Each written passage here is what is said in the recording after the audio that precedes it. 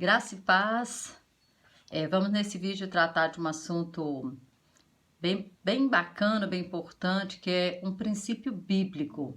E às vezes a gente vai lendo a palavra, lendo a Bíblia, e às vezes a gente não vai entendendo muitas coisas, e às vezes nem aplicando na nossa vida, e nem tirando proveito, né, de tantas maravilhas que o Senhor nos ensina. E hoje eu quero falar de um princípio usando um texto muito conhecido da Bíblia, muito conhecido da Bíblia, muito conhecido, né, na Bíblia por todos, né? Creio que o texto que eu vou falar agora, a maioria dos cristãos conhece. É um texto que está em 2 Reis, capítulo 5. Nós vamos ler do verso 1 até o verso 3. E diz assim, 2 Reis 5, do 1 ao 3. E Naamã, capitão do exército do rei da Síria, era um grande homem diante do seu senhor e de muito respeito, porque por ele o Senhor dera livramento aos sírios, e era este homem herói, valoroso, porém leproso. E saíram tropas da Síria, da terra de Israel, e levaram preso uma menina que ficou ao serviço da mulher de Naamã. E disse esta, né, a menina, a sua senhora: antes o meu senhor estivesse diante do profeta que está em Samaria, ele o restauraria da sua lepra. Qual que era, né, o pano de fundo aqui, o contexto de tudo isso aqui? Nação de Israel tinha vários inimigos, né? Mas nessa época, o inimigo, arqui-inimigo mesmo de Israel, que estava atacando, que estava invadindo e que estava, né, levando os despojos, levando os escravos, era a Síria. E Deus, né, o capitão, né, do exército da Síria era Naamã. Então ele que comandava as tropas. E numa dessas invasões a Israel, ele levou presa, ele levou cativa essa menina. E essa menina, então, agora ficou como serva da mulher de Naamã. Ela ficou escrava, né? Uma escrava. E nós podemos imaginar, né, as condições que essa menina foi tirada dos seus pais. Talvez os seus pais foram, né, mortos, porque não fala que levaram ela.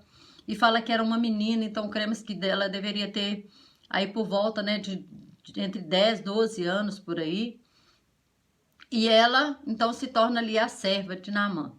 Um escravo, ele não tem hora para começar a trabalhar, ele não tem hora para parar, ele está ali o tempo inteiro, ele não é dono nem da sua própria vida. E essa menina, a gente vê que ela não guardou dentro de si mágoa, ira, ela não guardou dentro de si ressentimentos. Por quê? Olha o que ela faz. Ela olha para Naamã, né, leproso. Se fosse um de nós, talvez diria assim: olha, a mão de Deus mesmo, é Deus fazendo justiça. Bem feito. Né? Ele me trouxe cativa aqui, me fez escrava, mas ele também agora está leproso, Deus está pesando a mão. Nós temos muitas essas falas, né? Mas olha a atitude dessa menina. Essa menina, ela usou um princípio bíblico. Sabe que princípio é esse? É um princípio que está aqui em Romanos 12. Nós vamos falar um pouquinho sobre ele. Romanos 12, 21. Romanos 12, vamos achar aqui. Romanos, não foge não, Romanos 12, 21. Achei aqui. Fala assim: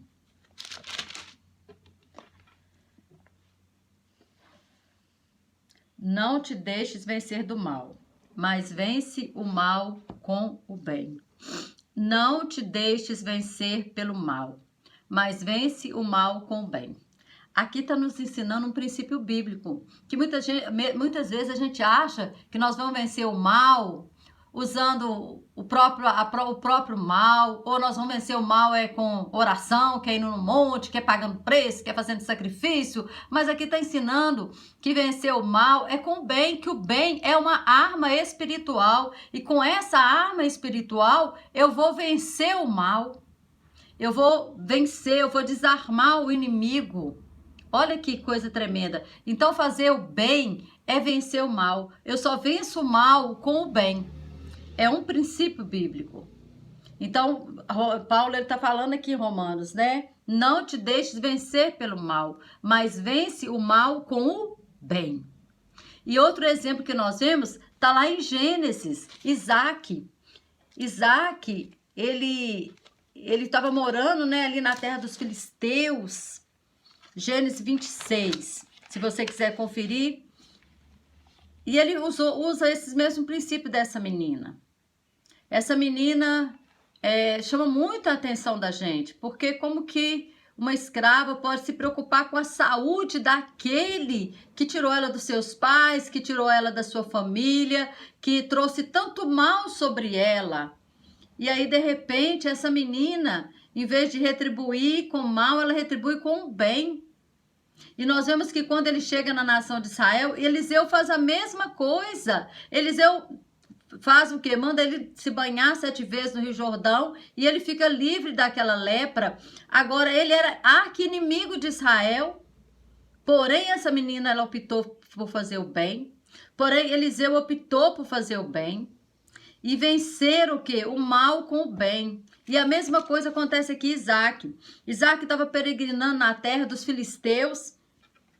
E aí tá falando que houve uma seca na terra, e naquela época o Egito era o reino mais poderoso, né, do mundo ali da época, e as pessoas corriam para o Egito, e Deus falou para Isaac assim, não, você não vai para o Egito, você vai semear nessa terra. E aí fala que aconteceu que ele fez isso, então ele semeou. E aí fala no verso 12, e semeou Isaac naquela mesma terra, e colheu naquele mesmo ano sem medida, porque o Senhor lhe abençoava. Ele semeou em meio à seca, contra qualquer probabilidade de colheita, ele semeou, porque o Senhor falou para ele semear, para ele plantar ali. E o Senhor fez com que ele colhesse 100 por 1. E aí, o verso 14 fala que os filisteus o invejaram. Os filisteus começaram a invejar a prosperidade de Isaac. Por que que Isaac estava sobressaindo? Por que que Isaac teve uma colheita tão grande?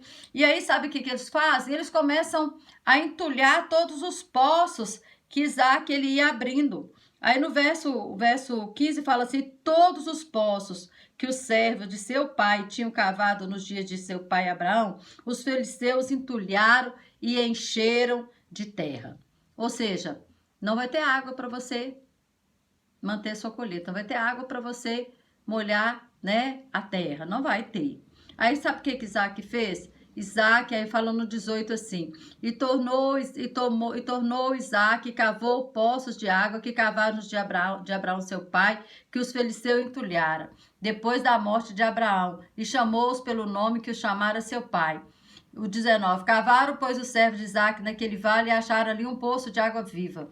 E os pastores de Gerar é uma cidade, né, filisteia, porfiaram com os pastores de Isaac, dizendo, esta água é nossa.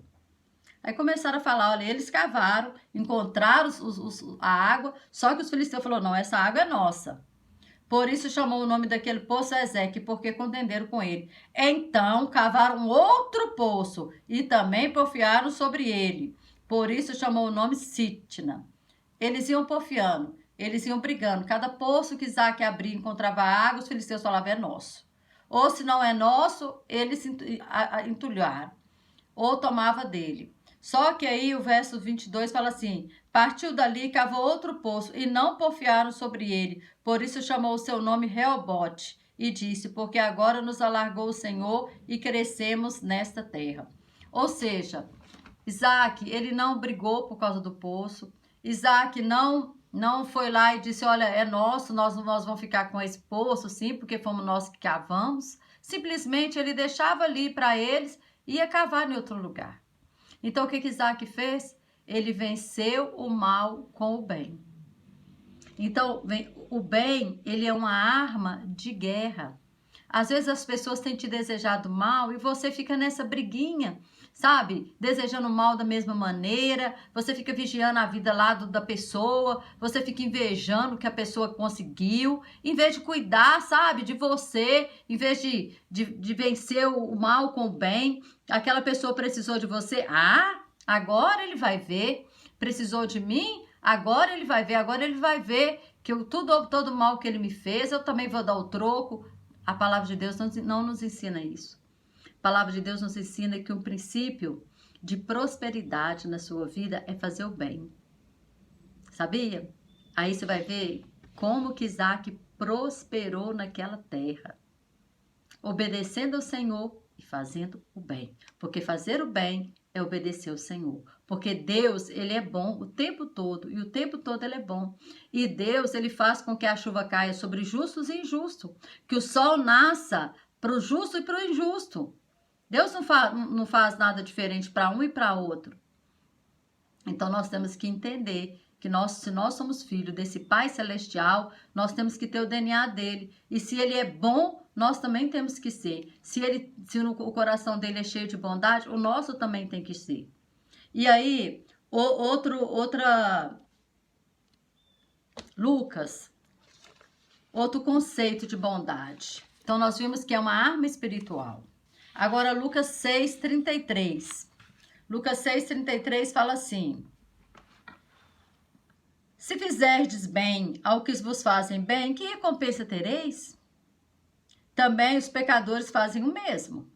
E se emprestardes àquele de quem esperais tornar a receber, que recompensa tereis? Também os pecadores emprestam aos pecadores para tornarem a receber outro tanto. Amai, pois, os vossos inimigos e fazei o bem. Emprestai sem nada esperardes, e será grande o vosso galardão. E sereis filho do Altíssimo, porque ele é benigno até para com os ingratos e mau. Sede, pois, misericordioso, como também vosso Pai é misericordioso. Agora apertou um pouquinho mais.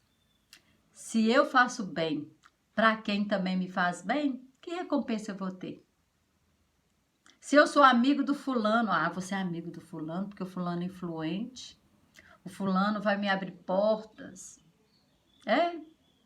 Que recompensa que você tem nisso? Eu vou me aproximar de ciclano porque o ciclano, né, tem uma condição assim, uma posição social, vai me elevar. Que recompensa tem isso? Interesses? Aí o Senhor está falando, se você fizer o bem para quem você espera receber de volta, que recompensa você tem? Agora, quando nós saímos da nossa casa, nós vamos lá e ajudamos uma pessoa que está lá no meio da rua, o que ela tem para te dar? Ela já perdeu tudo. Aí sim, aí você vai ter um galardão. Se você fizer também por amor e não por elogio e nem para aparecer, aí você vai ter recompensas.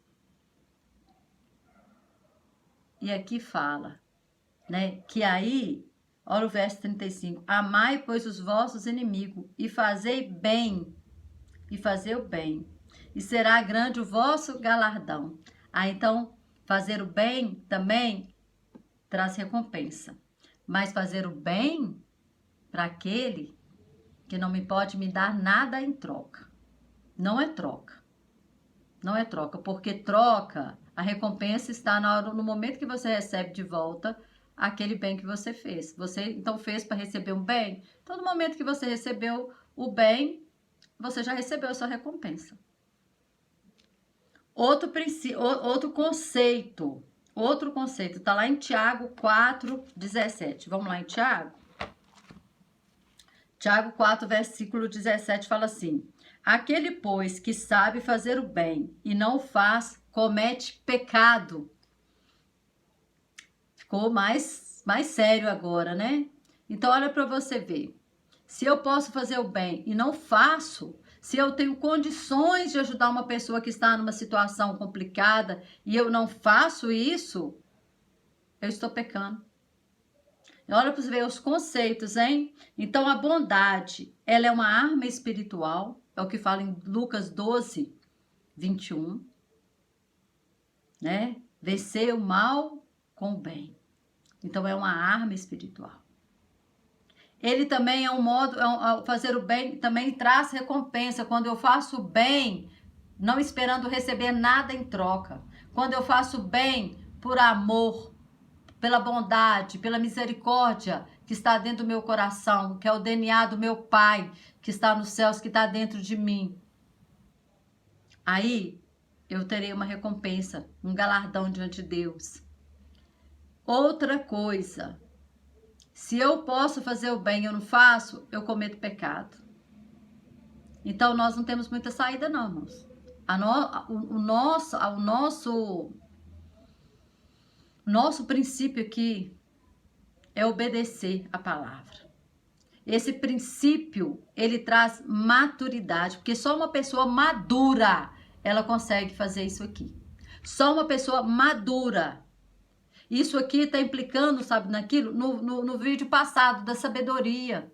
Por que eu falei que a sabedoria, ela é gradual e progressiva? É conhecimento, observação e maturidade.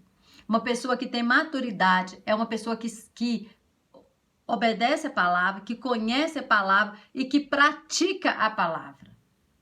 Pratica. Porque não adianta eu falar e não praticar. Então eu faço o bem para aquele que não pode me dar nada em troca. E se eu não faço e eu posso fazer, eu estou cometendo pecado. Então eu gostaria que nós pudéssemos ter o coração, esse coração daquela menina que foi levada escrava, aquela menina que estava ali como serva, que não tinha nem a sua vida, mas ela se preocupou em ajudar, em ser um instrumento de Deus na vida daquele que foi o seu carrasco, que tirou ela da sua nação, que tirou ela da sua família, que tirou ela dos seus pais, que levou ela agora, que era dono da sua vida. Eu imagino que essa menina, quando Naamã chegou curado ali, que Naamã tenha libertado essa menina.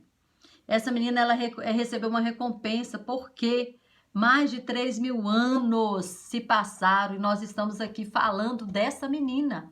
Essa menina entrou para a história pelo que ela fez, pela atitude dela, pela bondade dela, pelo amor que ela teve ao seu algoz, ao seu inimigo. Porque é isso que Naamã era, inimigo de Israel. E aí nós vemos o mesmo princípio, né, lá em Isaac. E nós vamos ver esse princípio, né, em Paulo, em tantos outros que sabia que não ia receber nada em troca, mas eles estavam fazendo bem. E muitas vezes, muitos deles foram prejudicados, mas não retrucaram, não deram mal, não fizeram um mal.